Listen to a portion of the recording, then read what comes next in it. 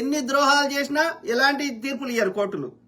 కానీ ఇందిరాగాంధీకి వ్యతిరేకంగా తీర్పులు ఇస్తారు, రాజీవ్ గాంధీకి వ్యతిరేకంగా తీర్పులు ఇస్తారు, రాహుల్ గాంధీకి వ్యతిరేకంగా తీర్పు ఇస్తారు. బాపన్నల రాజ్యం నడుస్తుంది అనాదిగా.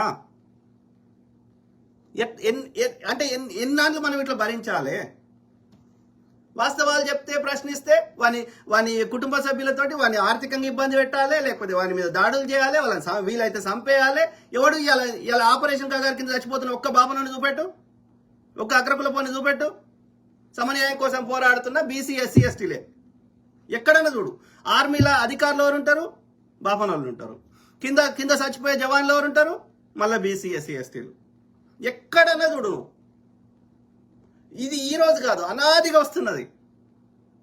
ఇట్లనే భరిద్దామా? ఇట్లనే చేద్దామా? ఒక్క బీసీ నాయకుడు అని చెప్పుకునే ఎదవల్లారా ఏం చేయమంటారా? కాంగ్రెస్ ని కేంద్రంలో అధికారం లేదు.